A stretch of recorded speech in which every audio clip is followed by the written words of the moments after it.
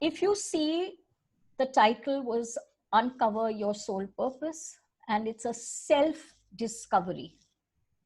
I hope you were aware that that word self-discovery was kept there very, very consciously.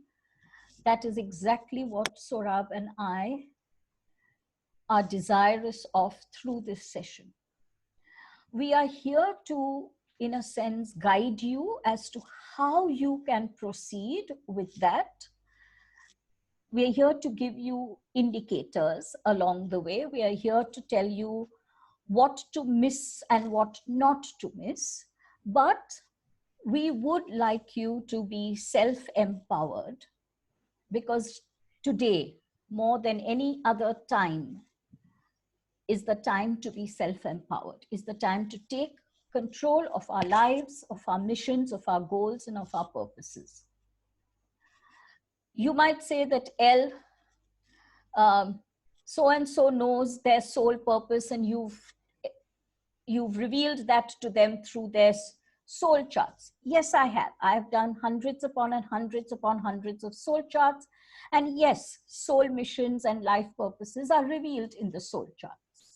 But the idea of having this meeting is the fact that not everyone has a soul chart, A. Not everyone would like a soul chart, B. But does that mean that your soul purpose and your life purpose should not be revealed to you just because L has not created your soul chart? And of course, the answer is an absolute, emphatic no. Everyone has the right to know their soul purpose. Everyone has the right to know their life purpose. So you've seen that I've been using these words, life mission, life purpose, and soul mission. What is the difference? When you and I, as souls, separated from source, I have no idea how many eons ago, there was a deliberate reason why we separated from source. We had a purpose for taking on the human journey. We had a very conscious, self-willed purpose for taking on this human journey. Based on our missions, we then chose our monadic rays, which many of you would know is the divine essence that is within us. This soul mission, although it is moved along through every lifetime, sometimes minuscule movement and sometimes rapid movement, the ultimate soul mission, which is almost always on a very large scale, takes place at almost the penultimate time of our journey, when really there is almost nothing left for us to resolve within us. That magnificent soul mission opens its doors and says, now walk in and now offer your spirit energy, now offer your divine monad ray in its fullness to the world. That is your soul mission. Now, in order to help us towards the soul mission, we take very many steps, small ones. Every lifetime we take one step or two steps. That one step that will help us along the way is known as the life purpose. So if you would picture a tall ladder going up, right on top of the ladder, that light that shines is the soul mission. But every rung that you and I climb is the life purpose. Is it necessary that the life purpose is always fulfilled? My answer is unfortunately no. Many times, and as Sohrab and I will be discussing along the way, we get diverted from this track. We lose sight, forget about the soul mission, we lose sight of our very life purpose. So what do? We don't climb that rung of the ladder. We come back in another embodiment onto the same rung because we haven't yet completed that rung. Many times I have been asked, what exactly is the soul? And how is this different from this word spirit? Are they the same thing? I think before we go any further, let's discuss that. So we know exactly what we're talking about when we use the word soul mission. The soul is a far more expanded energy than the spirit that lies embodied within you.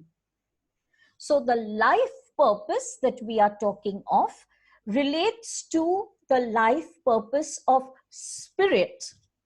And soul mission is that much larger, more expanded, far greater in vibration energy that is still us, of whom spirit is a part.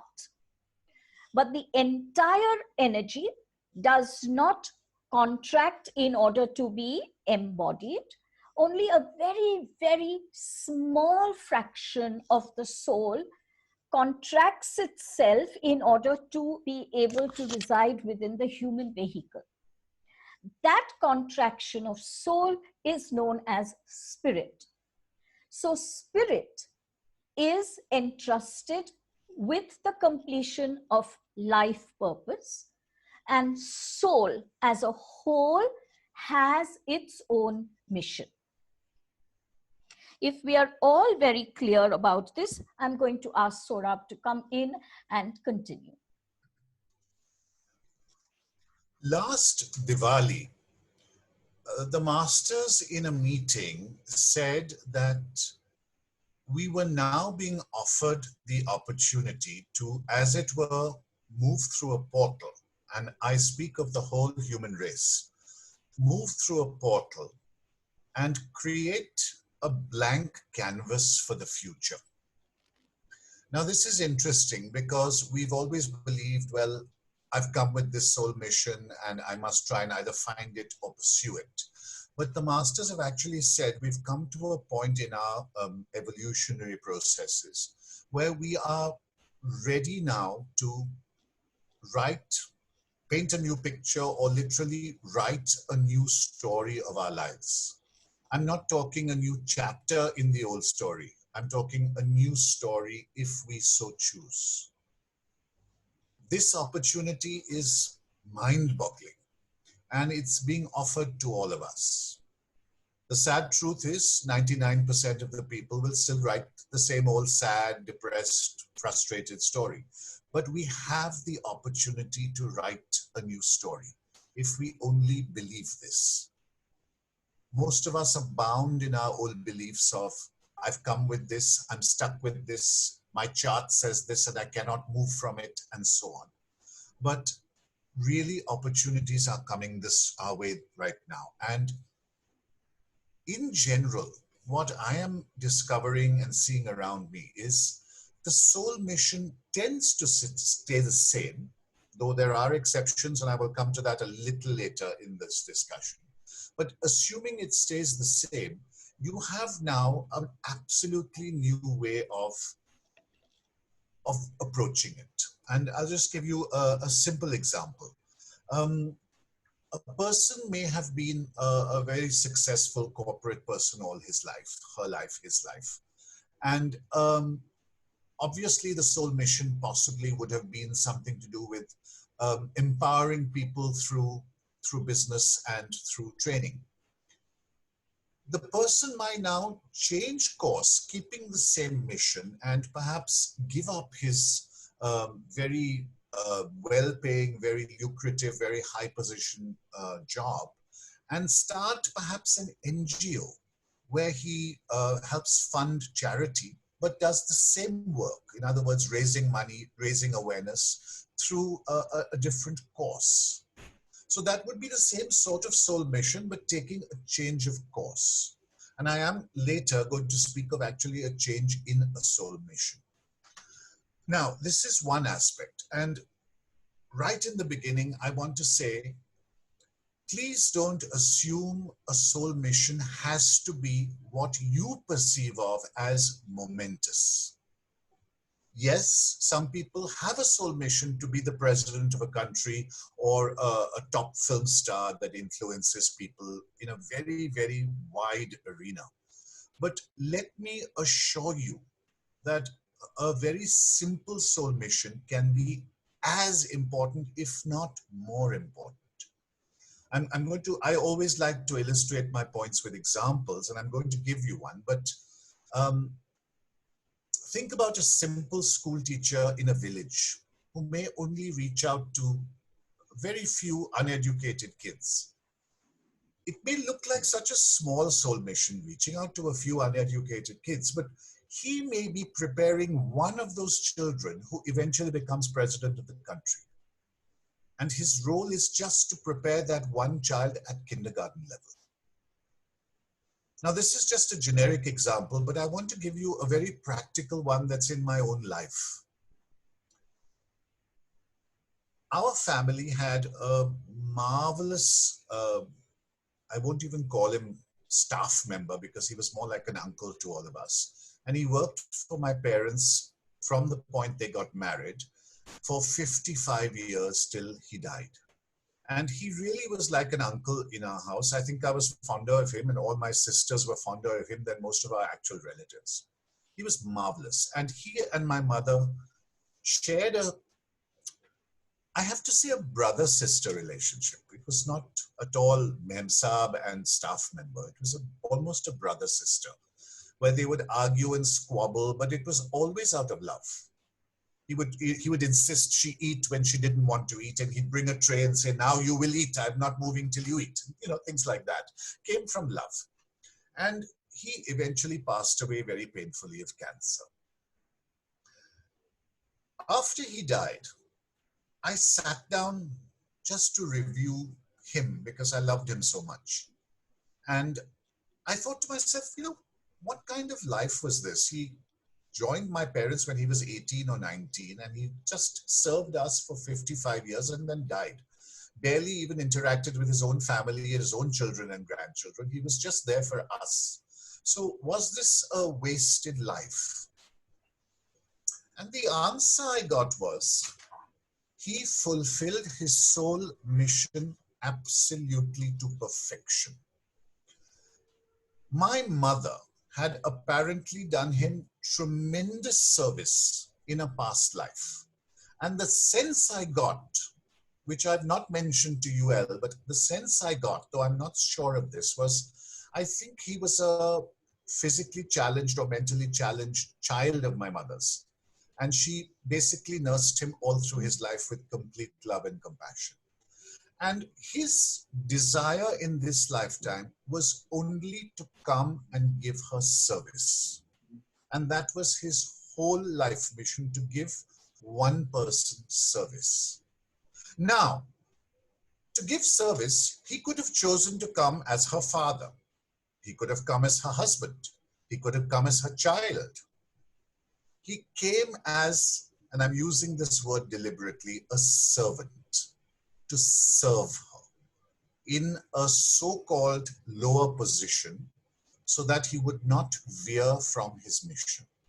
A husband can veer, a son can wander off, a parent can go astray, but here he was in the service of my mother. And truly, he loved us all, but I found that he loved us because Mum loved us so much, and to serve her, he had to love us. So if you look at his mission, it was to serve one person. And he spent 55 years in our family doing that, accomplished his mission, and exited. And I often question, why did he exit? Why couldn't he stay on a little more and serve her more? It's just after he exited that Mum started to get unwell and now needed female staff members to help her, which he would not have been able to do. So he actually left to make way for females to come in and take care of my mother. Even that was a service of leaving us. So this is a singular soul mission of, to me, equal importance as being the president of a country. Absolutely. And he did it from the heart. Elle, over to you. This is such a beautiful example, and I was one of those fortunate ones who met him. And I must say, he made the most divine steaks ever. But yes, this is when life purposes are so, so strong. And here is the example of a soul who never veered from that purpose. There was no distraction, and Sohrab is so right when he said he deliberately did not choose the role of husband or sibling or son or daughter. And it makes a lot of sense to me. These are challenging relationships for all of us. However much we love our partners, our siblings, our parents, these are challenging relationships. And he did not wish to enter into any emotional challenge with Sohrab's mom. So he chose no such distraction for himself. And this brings me to the fact that our soul missions and our life purposes put up the greatest challenges of our lives. So here, guys, is our first indicator to you. When you are sitting down in the days to come, in the weeks to come, to try and discover for yourself what your soul mission and life purpose is, that's your first indicator. In which area is my greatest challenge? Let me explain that a little bit clearer, because otherwise you are going to look at these challenges and say, oh, my greatest challenge is my husband, or my daughter, or my sister, or my brother. When I am talking about a soul challenge, it doesn't involve any other person except yourself. So when you are sitting down to discover that, please do not even erroneously veer into pointing a finger at a situation or a person. Yes, you might look at them, and you should look at them as very powerful pointers to you. These challenges tell you something about yourself. So let me give you my own personal example. Now, of course, through my soul chart, I am aware that my soul mission, please remember I'm talking about the ultimate soul mission. My soul mission is to be a leader of humanity. My life purpose in this lifetime is nurturance. And we all know by now that I cannot nurture someone else if I don't nurture me. And I remember many, many, many years ago, Sohrab telling me, Elle, on this level, you have accomplished this much. And you are growing without you knowing that you're growing. But on this level, on the level of Elle nurturing Elle, you have grown very little. And that was my starting point of understanding that this is my challenge.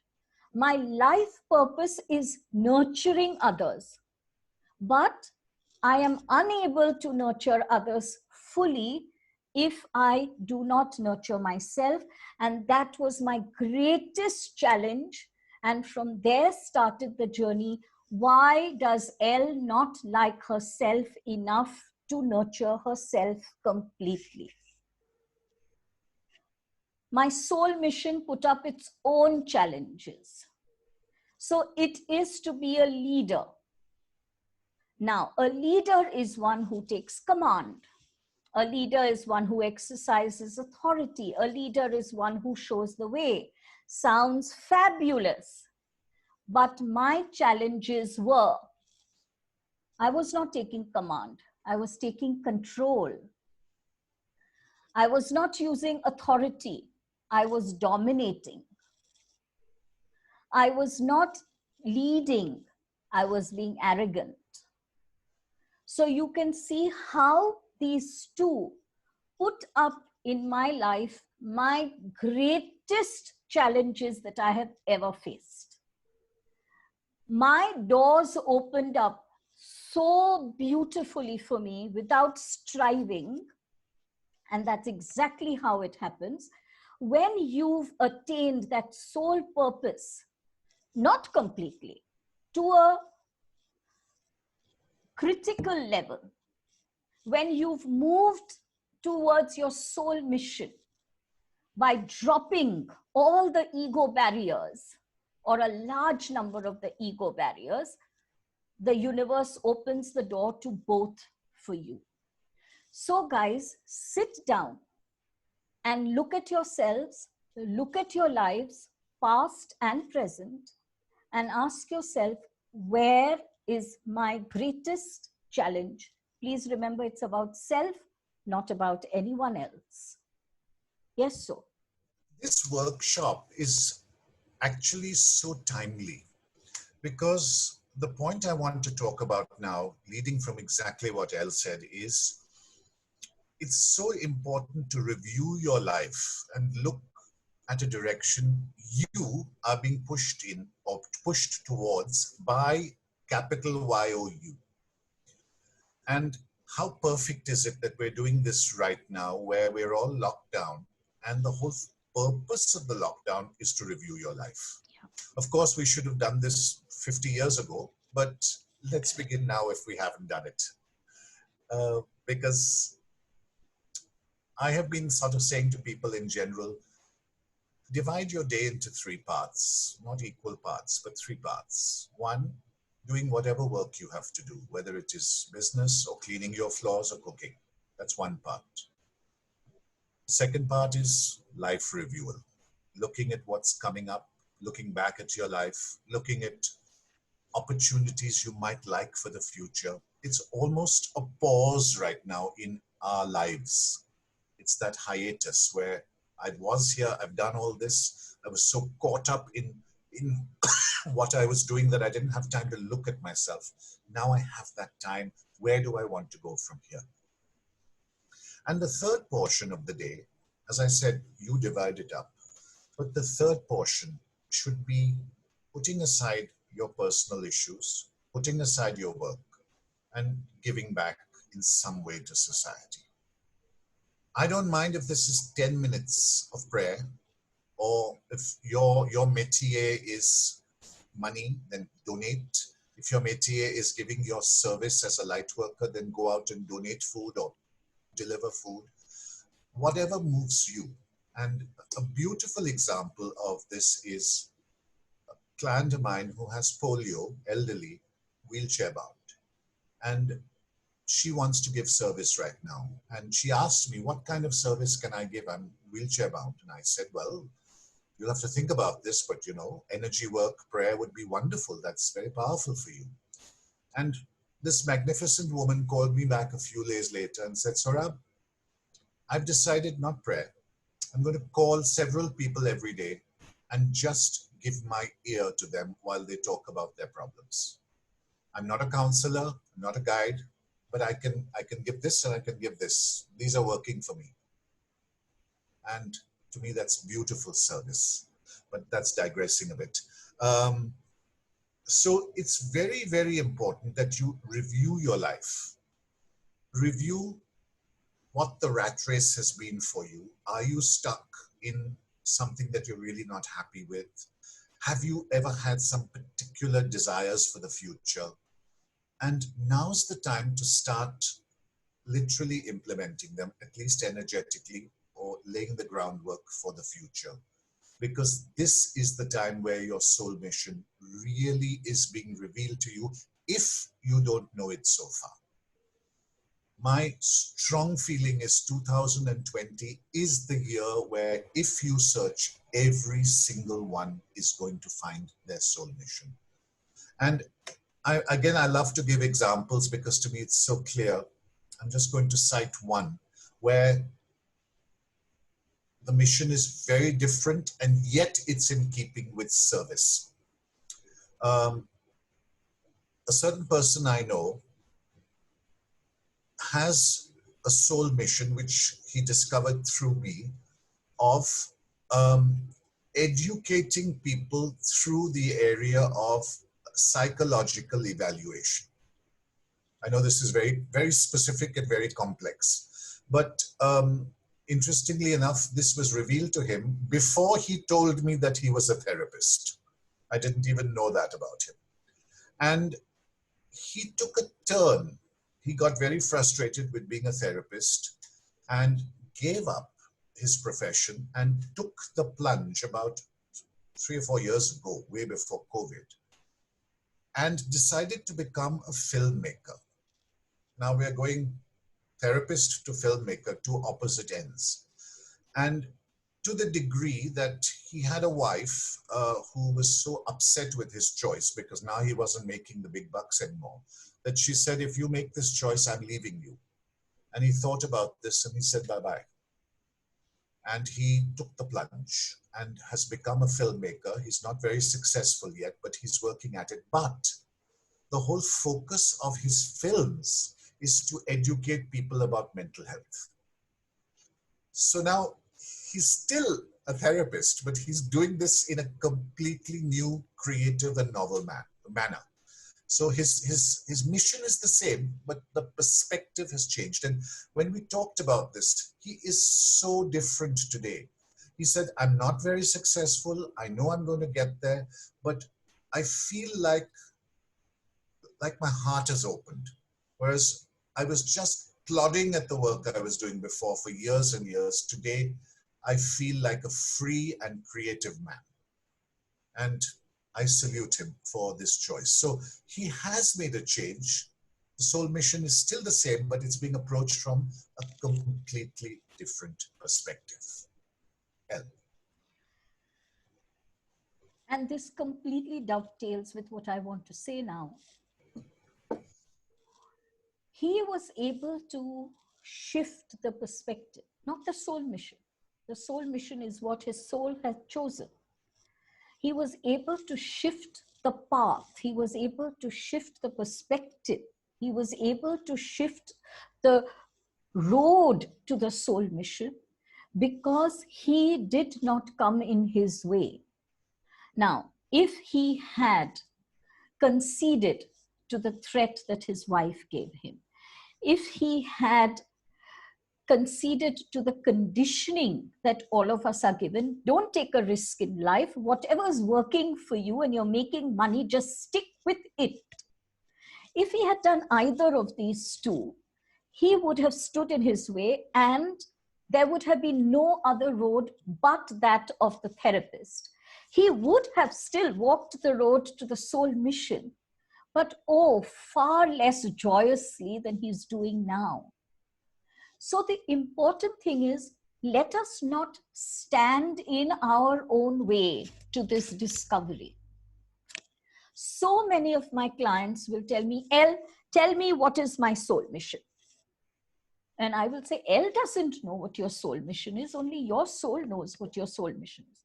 No, I don't want to draw up the soul chart. You just tell me my soul mission. And I said, no, I'm not going to do that for you. Right? First of all, the soul chart is not only about the soul mission. The soul chart is way more than just the soul mission. So we're not going to make that into this narrow focus. And secondly, you're using me as your crutch. And I refuse to do that. Okay, then tell me what to do right now with my life. And I look at them and I say, I know you're not going to like this answer. And you will say, you're again being very perverse. But I'm not, because my answer is, be the best version of yourself right now. If during the process of discovery, we are at every moment in time the best version of ourselves, even when we slip and fall, even when we slip and fall, we find out where we faltered.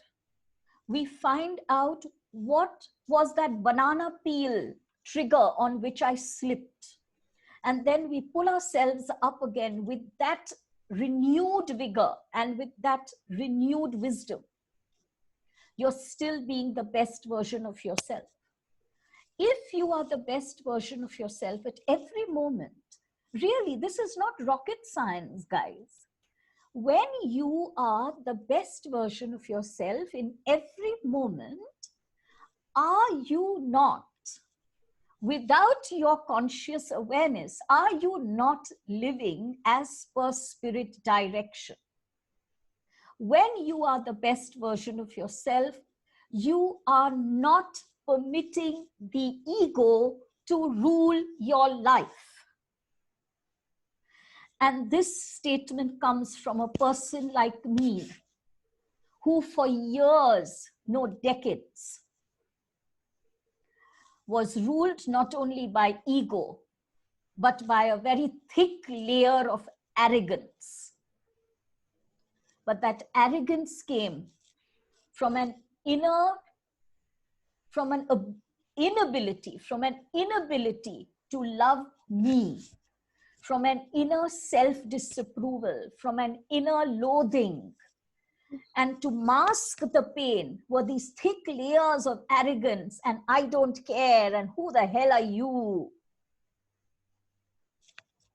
Elle would never, and so was with me in those times. So knows me from way back when, and he still loved me then and he still loves me now.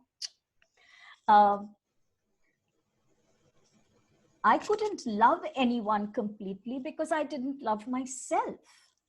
So I was standing in the way, and of course, the universe did not open the doors to my life purpose or my soul mission because I was there like a rock of Gibraltar in my own way.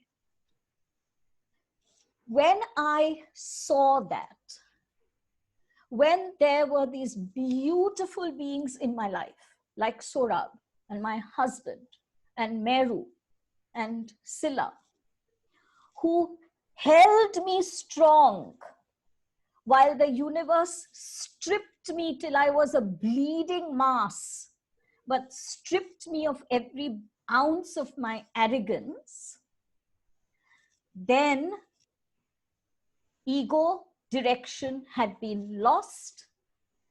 I allowed myself to surrender to my own spirit. And I was at every moment, I strive to be at every moment the best version of me that I can. And the universe opens its doors to me. So guys, instead of fretting and saying, oh my God, why did we join this session? Sohrab and Elle are not going to tell us about our soul missions. We are, but we honor you. And that's why we know you can discover that for yourself by making just one commitment that from this moment forth, whether you're standing tall or whether you've slipped and fallen, you shall be the best version of yourself in that moment. And therefore, ego will not be able to direct you and spirit will only take you towards your soul mission. Yes, so. As always, you're saying things I'm about to say. How can you help yourself be the best version of yourself? I remember in a meeting, someone asked me in a public meeting, what is a sin? And rather asked the master who was channeling through me, what is the definition of a sin? And the master said, a sin is actually a sign, S-I-G-N, from your higher soul. And when you remove the godliness of it, it becomes a sin. So in short, a sin has nothing to do with morals, ethics, or what society tells you you should or shouldn't do. It's not listening to yourself, not listening to your inner guidance. That is the only sin that exists. Sometimes, now I'm going to say something a little controversial. So sometimes to be the best version, as Elle said, and to listen to the sign from your own higher guidance, you have to be prepared to let go of certain people in your life. Let's look at this phrase, let go. It doesn't necessarily mean cut them out, though it may.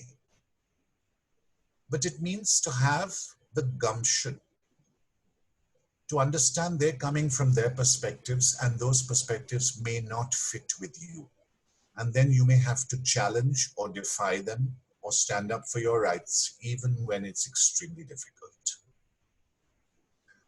And sometimes you actually get a guidance from the higher soul saying, let go physically, let this person leave your life, or rather, you move away because you've been holding on too long.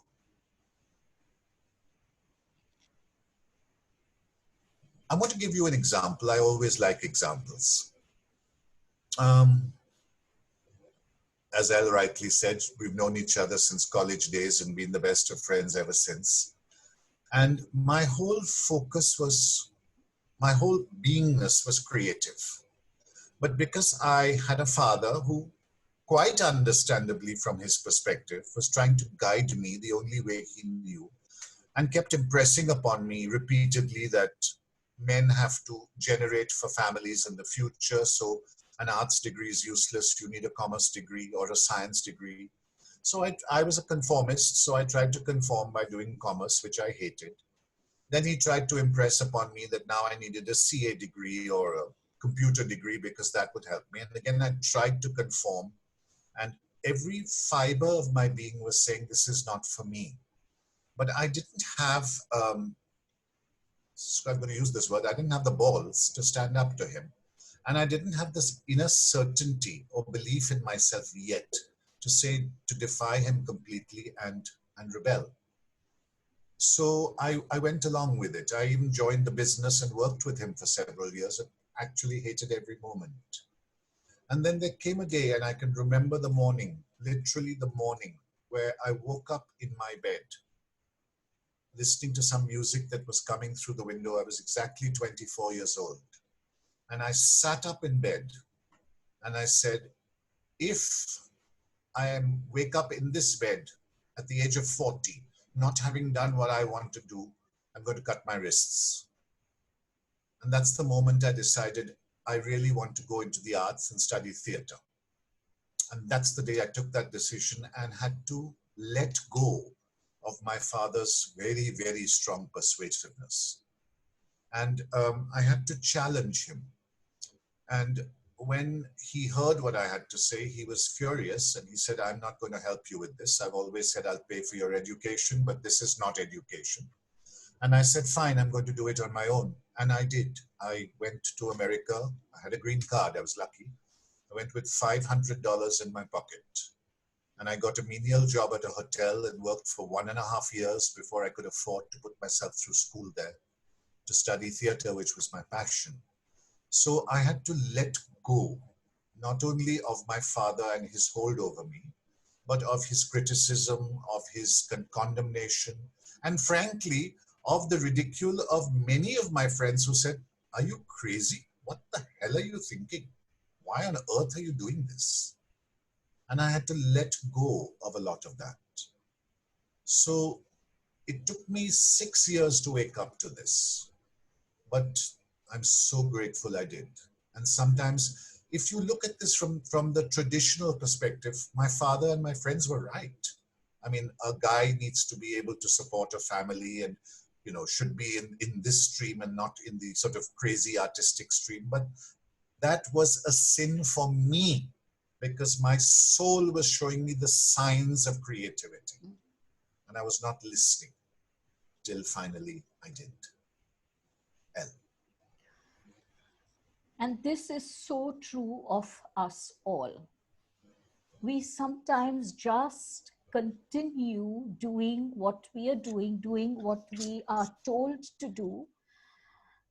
Just as Sohrab for many years didn't find the courage in himself to say, no, this is not for me. I am not the best version of myself when I am working, I'm in an office.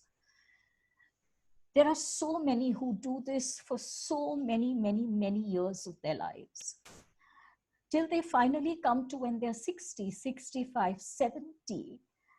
And for me, it is one of the saddest sessions when someone who is that aged sits before me with tears filling up their eyes and saying, I have so little time left, Elle, and all that I can see when I look back is regret. Because they just don't feel they've done anything with their life. And that might not be true from everyone else's perspective, because here is a man who's sitting here. He owns this large industry. He has spread his father's business abroad. He's taking care of not only his family, but the entire extended family. He's well known in the media. I mean, the media is constantly interviewing him on TV. And he is looking back at his life with regret. And then when we studied his soul mission together, we realized that his soul mission had so little to do with money and finance and business. Although there were certain planets which could support him if he chose that. But his actual life purpose, not soul mission, his actual life purpose was to be something like a farmer. And that's when he turned around and the tears started falling. And he said, my happiest moments, Elle, are at my farmhouse. When I'm with my Mali and I'm working, touching that earth, I'm planting with my Mali, I'm cutting with my Mali. That's when he's the best version of himself. Very, very often, people come to me after I've made the soul chart and say, Elle, everything is bang on. And I smile and say, of course it would be, it's your soul chart. I mean, I haven't imagined it. Elle is not that bright, believe me. But they say, Elle, the soul mission just does not resonate with me.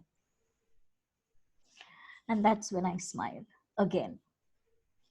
When a soul mission doesn't resonate, if someone has already told you the soul mission and it doesn't resonate with you, it means that you still have many steps to take in your karmic journey before that soul mission door will even partially open up for you.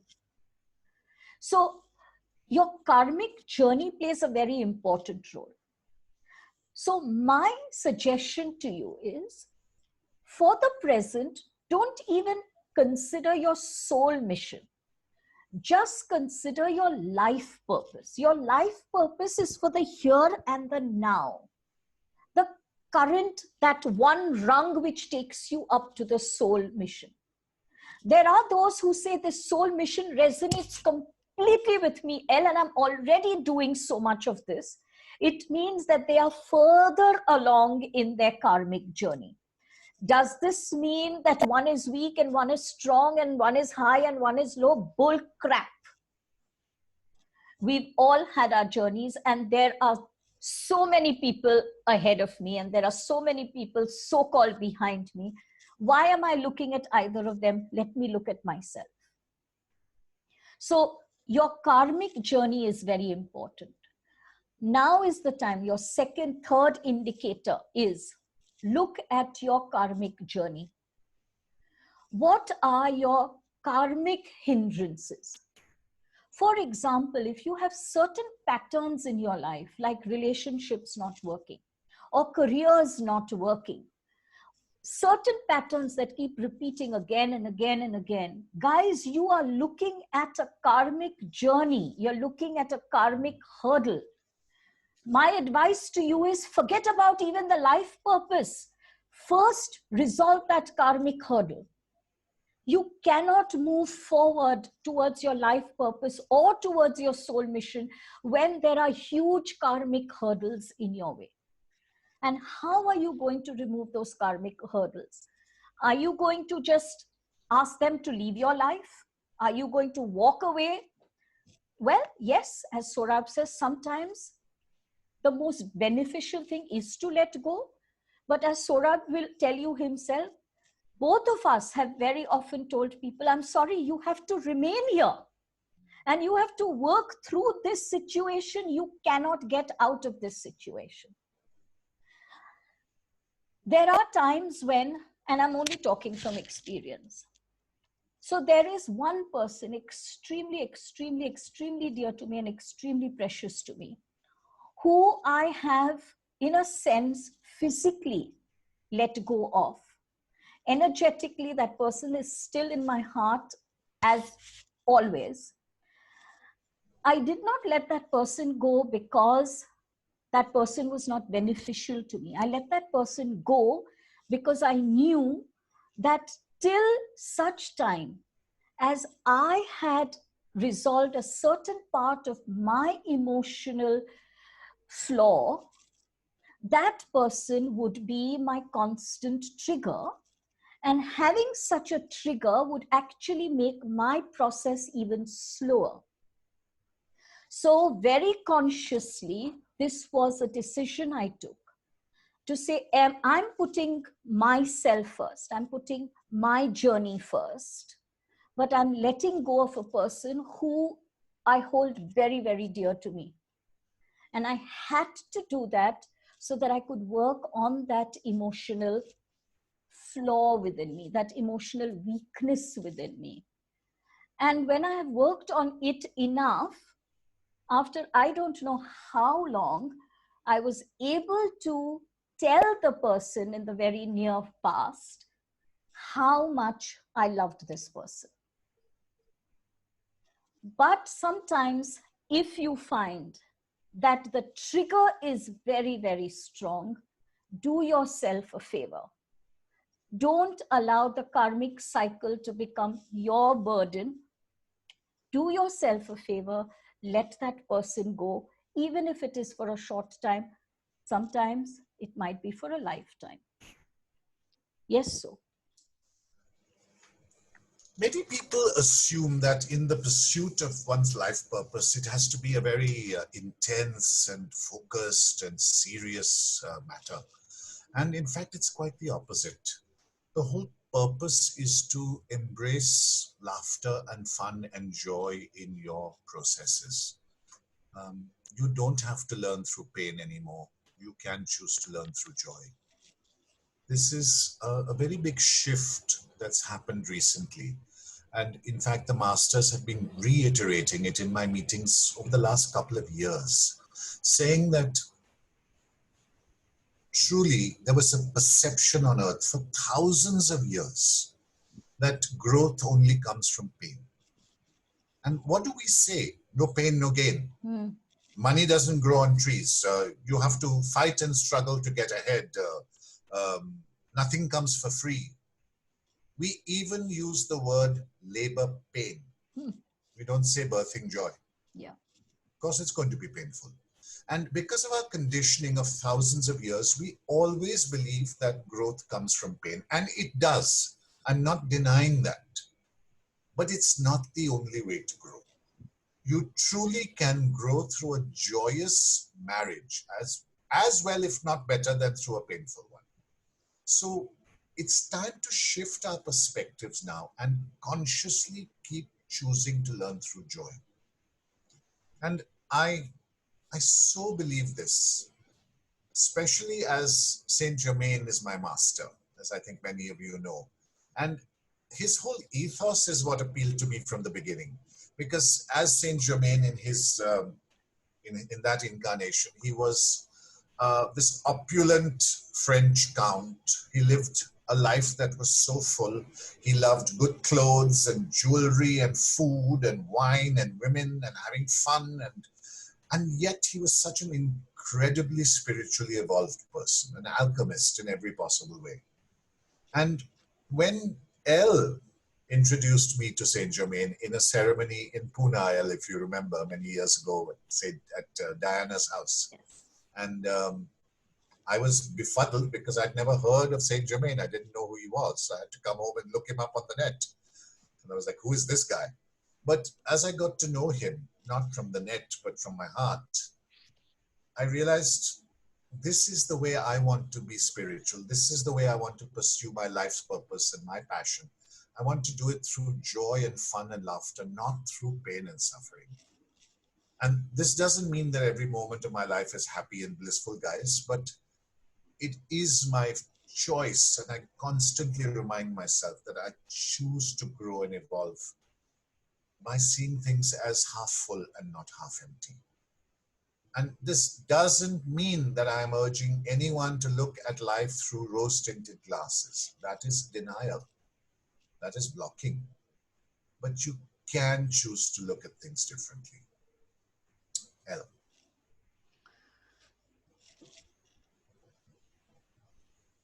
So, and I have shared many a chuckle at this. Sometimes we might be at the Breach Candy Club or at the Willingdon Club. I don't know when we'll be at either of these two now, but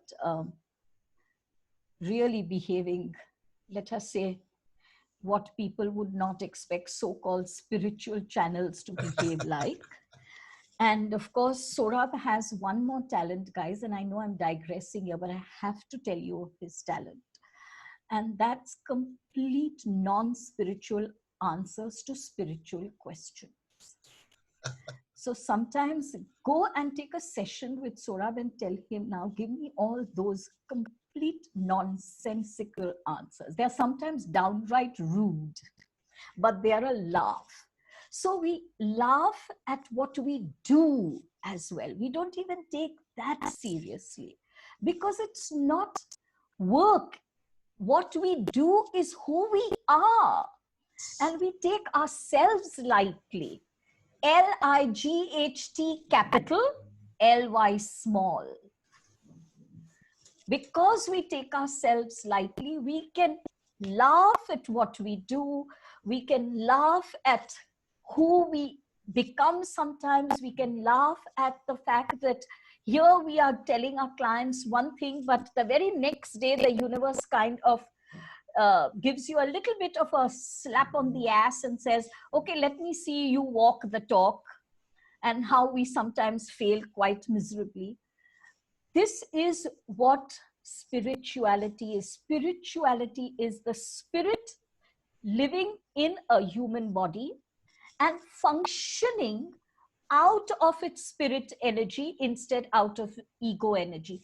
That in a nutshell is spirituality. Spirituality is not channeling. Spirituality is not mediumship. Spirituality is not mantras. Spirituality is not tarot cards. Spirituality is not healing. These are what a spiritual person, a person who's guided by his or her spirit, will do or might do. But please understand that I have a lot of the most amazing CEOs coming to me, guys, whose only focus in life on the outside seems to be making these mega empires. But they are so spiritual. So understand what spirituality really is before you use that word.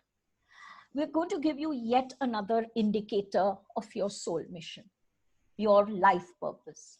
Sometimes do whatever you want, the universe just contrives to push you in one direction. So you might have spent 5 years looking after an old mother. When that mother passes into light, you have like a 5-month breather, and suddenly your husband falls very sick. And for the next 2 years, you're looking after a sick husband. Your husband recovers, and you get a 3-month breather, and suddenly you are told that a sibling in another city who has no one to look after him needs you there. So you are stuck there for another 3 years. And this goes on and on and on. I'm just giving you one kind of pattern. I mean, these are patterns that come for all of us in different ways. Review your life here. Is there a particular direction that your soul is pushing you towards, even when you resist it, even when you don't want to go into it? So I remember very clearly I had a session with a client. I mean, because of COVID, I haven't even seen her or met her. And she said, Ellaeenah, before I ask you anything, I want you to tell me if you have anything to tell me. And I asked her, I said, is there any particular direction you'd like to push me towards? And she said, no, whatever you want to tell me. So I said, okay, let me connect to your energies and see what your energies want me to tell you. And I told her about the fact that this entire lifetime, her energies had taken on a life purpose of serving those who are sick. And she just started laughing at the other end and said, I don't know whether to laugh or cry, because that's my life in a nutshell, from as far as I can remember. And I don't even want to do it anymore. I just don't. But then the whole session was about how she should not resist that, and how that path is actually her evolution path. So you see, guys, very, very often the soul is pushing us strongly, even though we are resisting. And if that is happening in your life, stand still for a moment and ask yourself, there's something strange going on. Every time I try to get away from this situation, it pushes me right back into it. The faces may change, the situations may change, but the event remains the same, the pattern remains the same. What is my soul trying to tell me? Calm down, become quiet, accept that pattern in your life and say, I am now open to receiving information, insight, intuition about this pattern. And you will find miraculously that you're moving towards your life purpose. Yes, so. One of the very practical ways to add to what Ella's just said is to very consciously say, what are my passions? What are my inner longings, my secret dreams that I haven't fulfilled? What do I really want to do? So, listen to the conscious mind as well as Elle said, the soul, and you'll find they join somewhere. And I want to give you a very practical example. Again, one of my old clients, or rather one-time client, I've never seen her again. This extremely young girl comes to me. She must have been all of 19. And I will describe her because it has bearing on what I'm saying. She was very, very traditional. Very traditionally dressed, very traditional kind of girl, obviously very dominated by her parents. And I gave her a session that I hope to hell her parents never heard, because they would have come with a hatchet to my house. And very similar to what Elle said, she said, look, I'm going astray. I don't know what's happening in my life. She started by explaining, I am a graphic designer. I stay at home with my parents. And I'd just like to know, have some vague guidance, because I feel I'm wrong with what I'm doing. And as I said, what came was, your parents are putting you into a box. You are not at all being who you are. And they said practical things to her. They said, we want you to break your mold. Then you will find what you want. And they said funny things like, dress differently, go color your hair, defy your parents. If possible, go and study in another city, move away from home. You will truly find yourself. And they also guided her by saying the choice that you have made of being a graphic designer is an option, but it's not one that will fulfill you emotionally. Please search your heart and really go where you want to. You already know what it is. Much more came, but this was the bare bones of the session. And she thanked me after that. And she told me already, she said, you know, I tried to color my hair once and my parents made me go to the hairdresser and change it back. And I tried to wear a mini skirt and they made me get back into long skirts and all of that. And she said, you know, I do feel like moving away, but I'm not sure that I'm going to pursue it. So I said, do you know what you want to pursue? And she turned around and said, yeah, I've always had this lifelong yearning of studying reptiles from being a graphic designer. She said, I want to study reptiles. And there is an institute in Goa, and I think that's where I'd like to go. So I said, well, that seems to be the guidance of your own inner being. And I know she did that. And she did actually contact me later. Not for a session, but just to say thank you, because she had moved out, got herself enrolled against her parents' wishes, was studying reptiles, and had started living with her boyfriend in Goa. And she just was so grateful that she followed her passion. She followed the inner guidance, which she already knew somewhere, but didn't have the courage to follow. And you just hope that these parents are not one of these strangers who are attending our... Let it not be, please. Okay. You know, Sohrab spoke to you a little while earlier about how life purposes and soul missions don't have to be very, very large and grandiose, you know.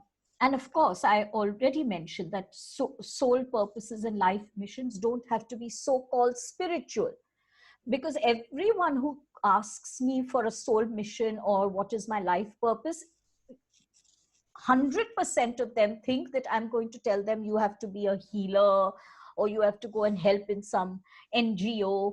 And they get either confused, surprised, or downright disappointed when I don't say either of this, because that's not the energy information that I'm receiving. So everyone wants to be this sacred cow image, and we like to live like this showpiece because that makes us feel, oh, then that means I'm very spiritual and very holy. You know, guys, not at all. There are some who come with some unusual and sometimes very difficult life purposes. And what comes to mind are the Jews when Hitler was present. These Jews, many, many, many, many of them who went through concentration camps, who died in concentration camps, who died horrible deaths, who were parted from their children and their parents and their spouses, they came with that life purpose. Hitler had his life purpose, and he had to do what he had to do. He had to do what he had to do in order to awaken the human race, but someone had to agree to play the role opposite him. Sohrab may be a fabulous actor and could do a fabulous part alone on stage for 5 minutes, for 10 minutes. But if we had to watch Sohrab for day after day after day after day, just alone on that stage, I think even though I love him to bits, I would walk out. Right? We all need another person to play off us. We need another person who will bounce our energies for us so that we are able to see them clearer. So Hitler needed the Jews. And these souls came in with life purposes that had to do with exactly what they lived through. Now you'll say, Elle, that cannot be possible. No soul will go through such experiences. And my answer to you is, yes, they shall.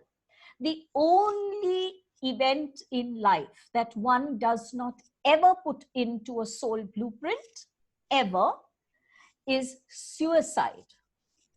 I cannot choose suicide as one of my options. But on study of the soul chart, I very, very often am able to see that this soul has committed suicide in the past. And so I will warn that soul, hey, you've done this in the past, step back from that kind of temptation. And they are amazed because they've told not a soul that these are the thoughts that have gone through their heads sometimes. Because that soul pattern repeats itself, but it is not a life purpose. So guys, sometimes these are the various very challenging purposes that souls come with. Sometimes there are soul missions, there are life purposes that you and I would call highly destructive. These are known as divine destructors or divine destroyers. Their life purpose, and Sohrab and I both know of a couple of them, right? Their life purpose is to either stir up things when there is peace, so they completely destroy the peace. Wherever they go, they destroy the peace. And I was just telling my husband, I am certain that one of my staff, my maids, who I'm very fond of, but she is 100% one of these stirrers of the pot. And suddenly there is so much calm in the whole building because she is not there for the last few months. She just stirs the pot. That's like her life purpose. There are those who actually, their energies are used to create calamities. Their energies are used to create disasters. Their energies are used to create an earthquake, a fire, or this or that. These are life purposes that are tough, that are challenging, but very, very, very vital to the universe.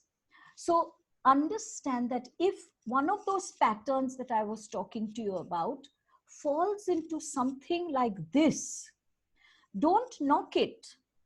Don't say, no, that can't be a pattern. It actually might be your life purpose. So at least look into it. If you have such difficult journeys, and with those you need Sohrab or my help to understand, is this just a soul pattern or is this actually a life purpose? Yes, for those kind of questions, Sohrab and I are most happy to help you out later on. Not in this session, later on. Yes, Sohrab. Now, sometimes, and I'm very qualified to talk about this point because I'm one of them, sometimes you actually come or you're born with the option of two life purposes. And it's up to you in the incarnation to make a choice. And actually, this is a very difficult one because, as I know from personal experience, both pull you hugely. And then you have to sometimes make a choice. Ever since I, as I said, defied my father and went off to America to study, I was always convinced that my whole purpose was to be an international theater actor. That was my dream, my passion, and still is a huge passion in my heart. And circumstances brought me back to India 10 years later, which I now realize, of course, were all planned by my higher soul. And only when I came back did this spiritual part of me open out terribly gently with the guidance of Meru initially, and then Ellaeenah, who actually completed my training and became a medium, which was something I had never considered in my life before. I mean, there was not a spiritual moment in my young days where I thought, oh, I'm going to have this flow. Not at all. I had no clue till the age of 35. And then this part of me started becoming stronger and stronger. Work happened more and more. I was giving public channeling, starting to do private sessions. And at the same time, my acting career got actually less and less. And I was very frustrated because I kept hoping to balance the two. And then I think many of you know, Elle and I sort of bounce our issues off each other, and we do it not in official sessions. We go to the Bridge Candy or the Willingdon Club over dinner, just the two of us, and one of us talks and the other one helps. And one day Elle said something to me at the club which really, really upset me because I didn't want to hear it. And she said words to the effect of, I'm not quoting exactly, but the effect was, Sohrab, it's time to accept now that spirituality and coaching and the work you do is your life mission. And you'll always be able to act, but you're not going to get those grandiose parts you wanted internationally. And the sooner you come to terms with that, the easier it will be for you. And I was extremely angry with her for saying that. I didn't express it verbally, but I'm the usual passive aggressive, so I burnt up inside. And I defied it, saying this can't be true because, you know, where's my free will, and I have a choice, and of course I can manifest anything I want if I work at it, and I can stop my spiritual work and then the other side will open up for me, I'm sure. And I went into the usual tailspin. But as time went on, this side of it grew more and more, and that side of it diminished. It's not gone, but it's much less. And it's taken me years. And I told Elle this, it's very, very recently as about 2 months ago, where suddenly the click happened for me. And I realized at a higher soul level, I shifted course. I did have two options. I really did. But I made a choice. I made a choice to follow this as the major course. And that is a little minor support that's going to keep me happy just on the side like a hobby. And why not commit to this fully and commit to that as an enjoyable hobby I will always have. And I can't tell you the relief, because I have been fighting this for so long, refusing to acknowledge it. But who do I have to blame? There's no blame. I made the choice, and I made a choice of this and not that. So I certainly cannot point fingers at my father for dying and therefore I had to come back to India, or producers for not acknowledging me and giving me the credit and the roles that I should get. Not at all. I made the choice. And the sooner and quicker I get comfortable with it and embrace it, not only will this side get healthier, but my acting side will also get healthier. I'll get more challenging and more exciting roles there. So it's about acknowledgement and embrace when you have to make a choice. Yeah. You know, the more we chase something, and I'm taking off from where Sohrab ended, the more we chase something, the less quicker does it come to us. Sohrab was chasing his dream of acting. He was chasing it. He was not allowing it to come to him. Now, why did he need to chase it? He needed to chase it because, as he said, at a higher soul level, he took a decision. He shut that door, but he said, no, now I want to walk through it. But the soul said, you've already shut that door. And so he kept chasing it again and again and again, and it was not going to happen.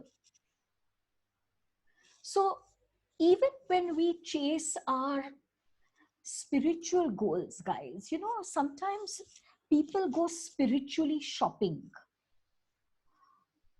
They will go from class to class and workshop to workshop. And my God, my clients come here and tell me, I attended this class and that class, and I don't even know the names of what they are saying. And then they will look at me quite quizzically as though what kind of a spiritual mentor you don't even know the name of this, or you don't know this person, you don't. And I'm saying, so sorry, very ignorant, very, very ignorant.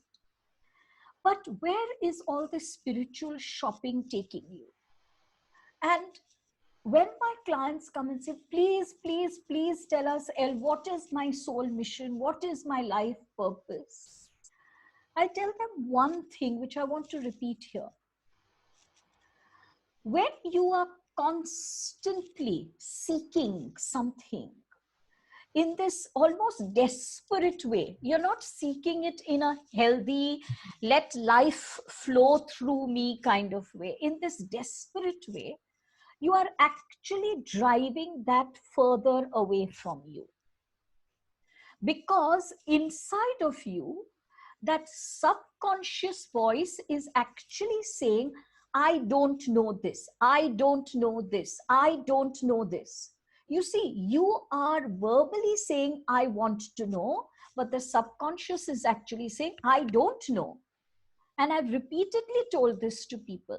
We create out of the energy of our subconscious. We do not create out of the energy of our intellectual mind. So you keep saying, I don't know. And so that soul mission and life purpose keeps going further and further away from you. Instead of doing that, instead of struggling and asking 10 different people, what is my soul mission? And then going for past life regression and doing a whole lot of things that actually drive you batty more than helping you. Why don't you just learn to be silent? This constant chatter of, I want to know, I want to know, I want to know, I want to know, I want to know. You're not knowing anything, because this I want to know is so loud in your head that nothing else can get through and you can't hear anything else. So the soul is saying, hey, shut up, I'm talking to you. You've asked me a question, but you're not listening to me. So instead of asking so many people, what is my soul mission? Sit down in silence. Sohrab and I have already given you so many indicators on how to proceed with this discovery. But you have to sit in silence. Get into a meditative state. Stop this chatter in your head. Calm down. Make firm intent. I am here to listen. I am not here to ask questions. I am not here to ask what is my soul mission. I am here to listen. And then actually listen. Once you've listened, if you want, write it down. Do this repeatedly, day in and day out, over some time. And you will find that every day, one tiny message will add to another tiny message, to a third tiny message. And a few weeks later, you have the answer you want. But not only that, when you quieten down, what happens is that the ego begins to relax. And all those ego layers that you are wearing will gently start to fall away. That is the moment the soul is waiting for. When those ego layers fall away, the soul says, come, now let me move you in the direction that you have to follow. But you've got to allow that to happen. And the only way to allow that to happen is to be silent. In that silence comes self-sufficiency. In that silence comes self-reliance. And that's important. You must have the courage. You must have the resilience. You must have the belief in yourself to say, I rely on myself. Sohrab and El have been facilitators. They've shown us what to do. They've shown us how to do it. They've shown us our hurdles. Now I know I can do this for myself. But don't fall at the last hurdle. I've fallen at that last hurdle many times, because that last hurdle is impatience. missions like these, quests like these require time to unveil themselves. You have to persevere. Don't give up saying, oh, you know what?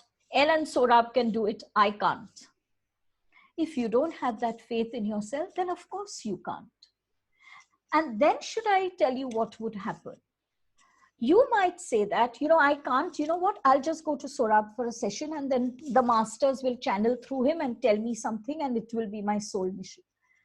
And Sohrab might actually turn around and tell you something so pointless that you might actually go back and say, why did I go to him for a session today? What a pointless session. Of course, it was a pointless session. You were trying to use Sohrab as some kind of crutch. And the master said, no, buddy, let's have some fun with you. Today, we are going to just talk complete garbage to you. You're still on your own. Find it out on yourself, by yourself. Silence, silence, silence. That's when the ego drops. That's when the soul awakens. That's when the door opens. So we are now ready. So anything else you want to add before we take questions? Just a point that's come to mind right now. Take heart. It's never too late. It really isn't. It may not manifest in the way you hoped it would, but it really isn't too late. I mean, there's famous old Grandma Moses in America who spent her whole lifetime raising children and grandchildren and started her passion at the age of 70. She started to paint and, as it happens, became world famous. But she actually started her main mission at the age of 70. And, you know, even if you've had, let's not even talk about soul missions, but you've always had the desire to dance. You know, never say, I'm too old now. Okay? You may not be a ballet dancer, you may not be able to be a gymnast, but you can go to dance class and you can have a lot of fun. And that could lead you, that actual energy could lead you into finding something better about yourself and possibly even guiding you towards your mission. So that was just a little footnote. It's never too late. So guys, we're ready to take your questions. We have about 20 minutes left, as I can see on my clock. And I'm afraid you're going to have to excuse me for 2 minutes. Sure. Go somewhere and do something. I will be right back. Yes. So please direct your questions at Elle right now. So please, as we've said, let's have them on the chat, write them down, and very happy to answer.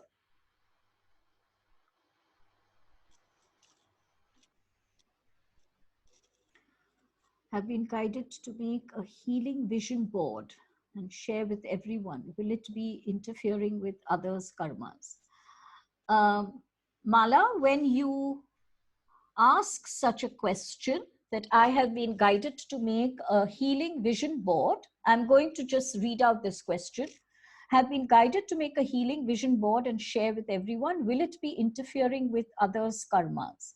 And she says specifically it's for the coronavirus. Let me tell you something here, and Mala may not like my answer, guys, but those of you who know me well will know that Elle does not mince her words at all. And I don't mince my words because I honor you. So when you ask such a question, I'm sorry, I will not even answer that question because you are dishonoring an inner message. So there are two answers here. And I'm sure Mala will not like either of them, but I'm still going to give it. One is, if it genuinely is an inner message and you ask me for validation of that, then you are dishonoring that message and I will not be party to such a play.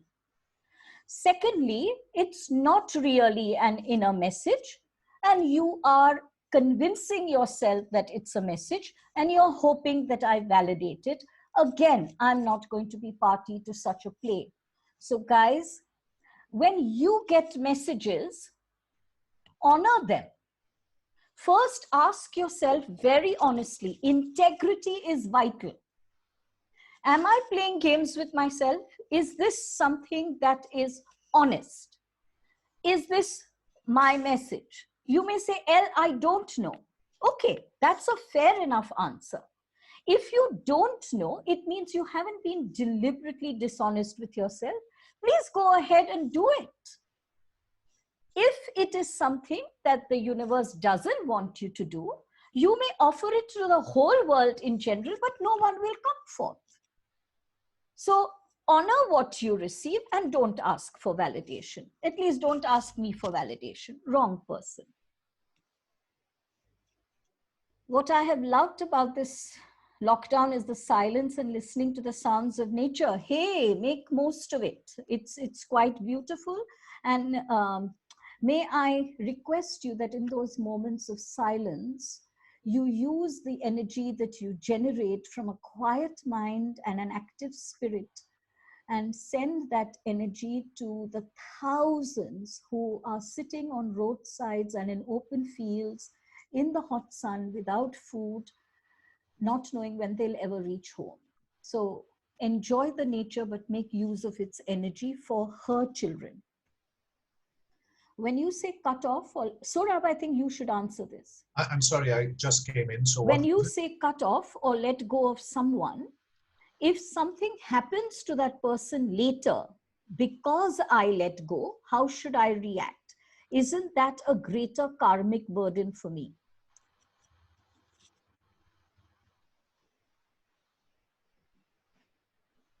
I think you have to be true to yourself on this one.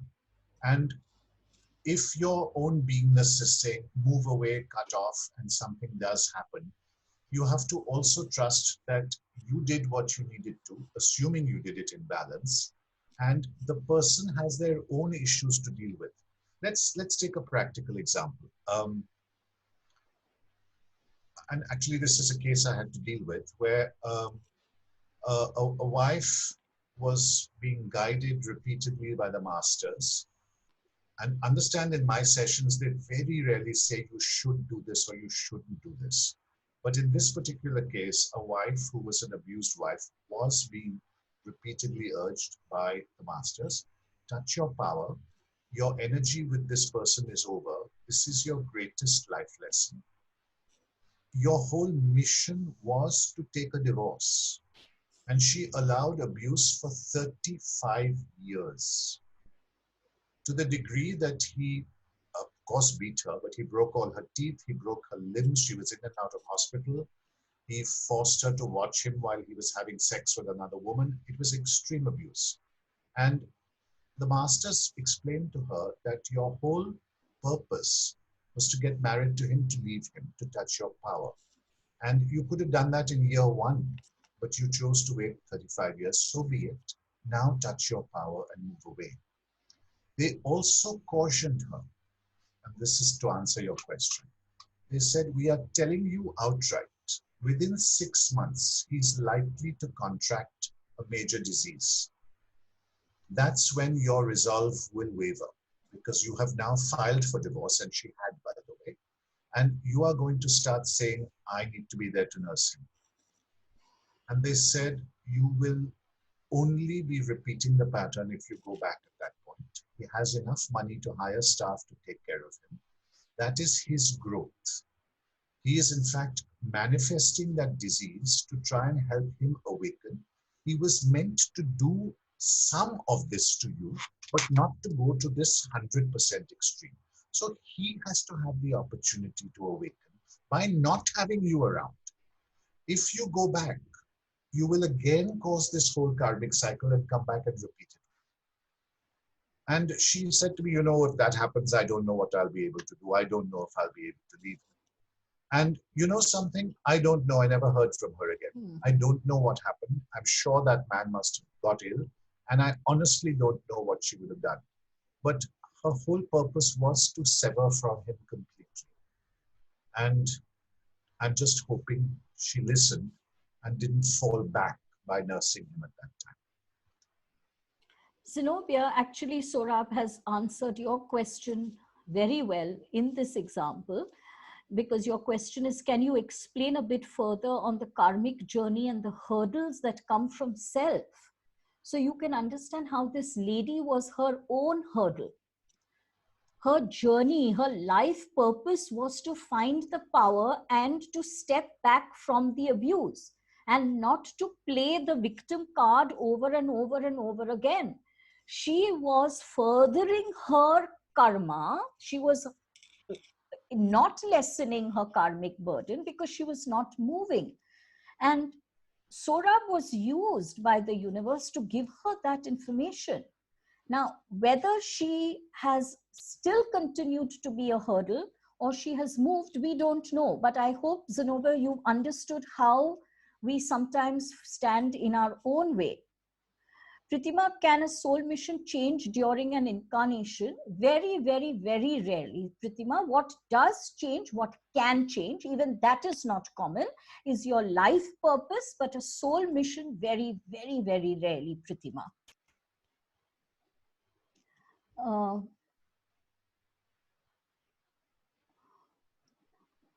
I've already explained, Sohrab has actually already explained karmic hurdles, so we won't take that again. Sohrab, that's a nice one from Rukmini. Is there a collective soul mission that the pandemic is facilitating for us all? If so, how do we apply ourselves to that soul? Well, I'd like you to contribute to this too. Of course I will. Share my perspective of this. I definitely do think so. By the way, I've got the group chat open. That's not obscuring your view, is it? No, it is not. It's not. What I had got recently is the human race had come very close to the point of no return. And when I say no return, I don't mean good and evil and stuff, but we had gone so far in basically raping the planet that had we crossed the line beyond the point of no return, it would have taken centuries for the planet to recover. And it would have been a nightmare for all of us. There would have been nothing to eat in the sea. There would have, the woods would have, the forests would have been raped, etc., etc. So I really believe that those of us who are here, and let's talk of us as light workers, all of us are light workers, have a collective mission right now to help awaken the rest of the human consciousness through this period. I really believe that is definitely something we are all here to do. Elle, I'd like you to contribute. Rukmini, I'm not very sure whether you've already read my blog or not on the why of coronavirus, which I had put up about a month and a half ago. If you haven't, I do urge you to get onto my website and read it. JadeFire has very, very clearly explained this coronavirus and what it is. In fact, constant messages keep coming to me because I constantly chat with JadeFire, and one of the last things I asked him is, well, now we seem to be turning a corner with this the vaccines coming up, and he just chuckled. And he says, you won't find one vaccine that will work for all, because the virus is working for different people in different ways. For some, it's meant to work on the physical level. For some, it's actually facilitating their exit. And these are souls that have chosen to take an exit in this way, again, and to ensure that humanity opens its eyes. So a large part of them have chosen that. And those were like the Jews who decided to move on to help us. So we really honor them. A large part have chosen to get the virus and recover because it gives them a huge chance to review their lives. It's like their lives flashing before them, and they are being asked to say, is this what you really want from your life? Right? You haven't done this that you've been longing to do. This is left undone. You so have a desire to do X, Y, Z. None of this has been done. What if you were to die tomorrow? Would you die a happy man? Would you die a happy woman? And if your answer is no, it gives them a chance to revisit their life and to make certain decisions. For those who have chosen not to go through it physically, which is a large collective, the coronavirus is is giving us 2 points of information. One is those of us who claim to be light workers, who claim to be energy sensitive, who claim to be in service to people. The coronavirus is saying, okay, put your money where your mouth is and let me see what is your service. What are you really doing? Right? No, not all of us can make the theplas and give it. Not all of us can give 1 lakh rupees as a donation. But all of us, every single one of us, can use the power of our alchemist within us and change this situation. Not the coronavirus. I don't even bother with it. For me, JadeFire has said it's only a trigger. Don't even bother with it. It's done. I don't bother with the virus. You come, you go, you stay. I don't care. What I want to shift with all the power of my being are the imbalances in the energy system of Earth, of human beings, of the human collective, starting from here. Every moment I am aware of, even more aware, I've always been in this for so long now that self-awareness has become a habit, but now even more acute.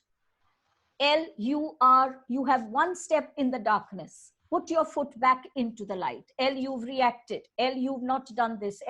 It's a constant, and it's such a joy to have this constant inner being guiding me and cautioning me.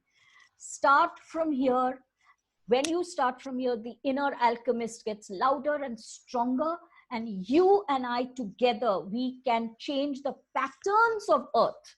Forget about the coronavirus. We can change the patterns of Earth. This is a time of transition. And we must do whatever we can to aid that transition. I'd like to add to Ella, I completely concur with what she has just said. And I would just further add one thing. A great place to start is to look at who you're locked down with or not locked down with, and why. Because I am absolutely 110% sure that we're locked down in exactly the right combinations we need. Yeah. Absolutely perfect. And I just want to give you, again, I like practical examples because it clicks for me when I hear that. Certain client has often said her husband doesn't give enough time to the kids. And the mother-in-law has always pointed fingers at her and said, you're a lousy mother, which is not the truth, but that's the mother-in-law's perspective. So the husband, 2 teenage girls, and the mother-in-law are locked down somewhere, and my friend is locked down somewhere else. Now, of course, the husband is screaming blue murder, but if you look at the perfection of this, the husband now has no option but to, so far, 2 months of full attention to his children. And by the way, there's no distraction where they are because the net's not working. The mother-in-law now has to play mother to these 2 girls, cook for them, clean for them, and listen to their nonsense. And I think many of you know what 2 young teenage girls can get up to. And my friend is having the most beautiful break from people she loves, but having her own space after years. So there is perfection in this. And I'm going to say something rather controversial now. Many of us are extremely and rightly concerned about abuse at home, especially if a man is abusive generally. This lockdown is going to make him even more abusive, and lack of alcohol is probably going to increase it. Even there could be perfection. It could be a woman who has run away from touching her power all these years. And this excessive abuse could be the final straw that gets her to go to the cops and stand up for herself and make a complaint. Yeah.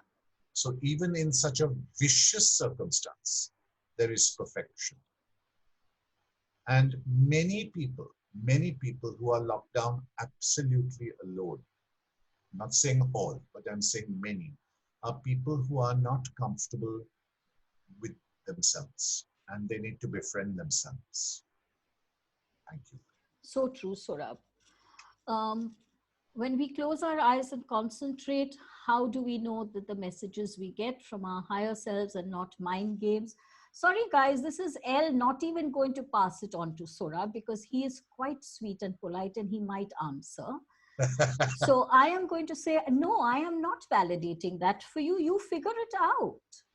If you get a message, honor yourself enough to know that you know whether it's from your higher self, and if you're playing mind games, you know the truth. If you are a person of integrity, and I know that you are, Shilpa, then you will get that answer. And I'm going to go further and say, people say, El, how do I know it's not come out from my mind?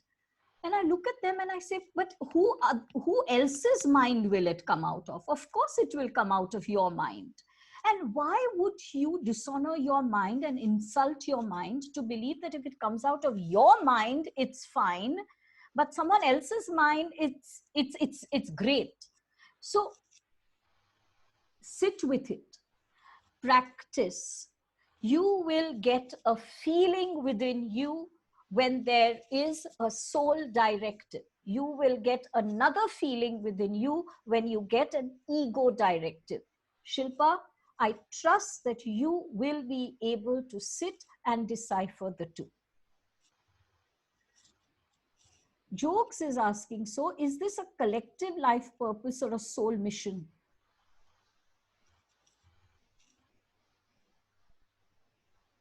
Elle, please go ahead. I'm sorry, I didn't get this question. Okay, so please go ahead. Jokes, this is neither. It's not. Can you reframe it? I'm not clear about what the question is. It's not a collective life purpose for anyone. It's not even a collective soul mission. It's a purpose of the moment of Earth itself. Now, Jokes, your life purpose is different from my life purpose. So you and I will meet this common Earth purpose from two different directions. Sohrab's life purpose is entirely different from yours and mine. He will meet it from a third direction. So when my life purpose is that about nurturing, that's exactly what I am doing right now with the coronavirus. You know me, I'm a Cancerian. My nurturing comes in the form of food and a lot of hugs. Now I can't go out and hug my watchmen, right? They might take it a little amiss. So ensuring that they are well fed, ensuring that the dogs are well fed, ensuring that the birds are well fed. Today, I just had a 2-minute conversation with the lady who came to take my garbage, and I told her what a pretty sari she was wearing. She was this huge smile on her face. She was so happy that someone told her something. So I'm doing it from my life purpose path. You will do it from your life purpose path. This collective is a collective moment of transition. It's not a life purpose. Thank you for all that. Thank you for all these messages to say brilliant session, enlightening. Thank you very, very, very much. Lot of clarity. Thank you, Sohrab and Ellaeenah. Thank you. Sohrab, that was awesome when you added that last point of people locked down alone. But for a person who is not spiritual and open to spirituality will still find a way to get through their discomfort. Will higher energy help in this? Please explain so. Everyone has obviously different levels of personal awareness. There is no one level. This lockdown is an opportunity for us to review aspects that come up. So some people will look at them, some people will hide from them, and some people will deny that they even exist. And that's their prerogative. Can we use a higher energy? What do you mean by higher? Are you talking about prayer, God? Are you talking about your master? Are you talking about your soul? Most definitely, if that centers you and gets you more in touch with yourself, that's the way to go. But some people have a very logical, clinical mind and they're not interested in this. And I'm fine with that, as long as they use any tool that works for them to look at themselves. I'm seeing, again, I'm digressing slightly, but it's important. I'm seeing the world right now very broadly divided into 3 categories, very, very broadly. There are the self-seekers. I won't even call them light workers, but people who are looking at themselves, who have and are now, even have not in the past and are looking at themselves now. That's one category.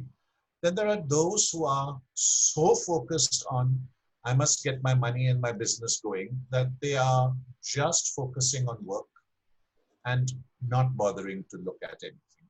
And the third category is what Elle mentioned earlier, those who are struggling to survive, who are just worried about food and survival. So if you look at the three categories, the first is much smaller than the other two, but the first has a lot of potency, a lot of energetic potency. And I think it's up to us to help the other two in every way we can by doing exactly what Elle said. As we work on ourselves so strongly, a ripple effect is created and it helps open up others.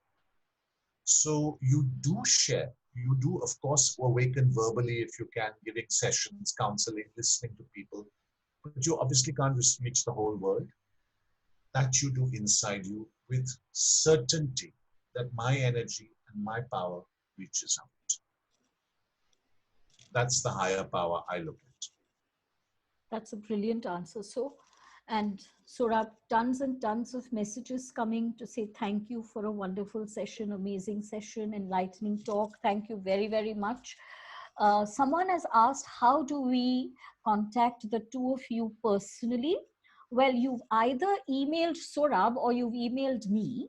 So you know one of our emails.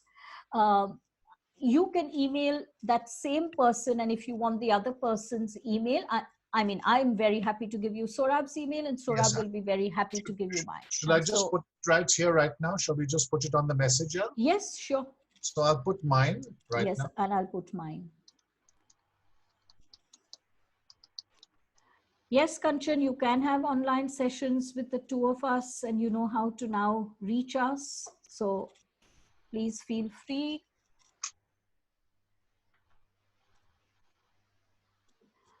Pleasure, guys. Someone has messaged me to say, Elle, I have my soul chart report, but I haven't really studied my soul mission, etc. with you. Is it possible for you to have a session with those of us who have our soul chart reports? Well, I'm open to that. I'm open to that. If you want me to have a public session with those, only with those who have their soul chart reports, so that we can study them together, I'm happy to do that. If more of you want that and there is a demand for it, please let me know. Otherwise, you can message me personally and we can work on it personally together. Thank you very, very much. Love you too, Ruchi. Thank you. Thank you guys. all very much. Pleasure. Lots of love to all. God bless. Have a super night and live it up. Yes. And do everything that I would do.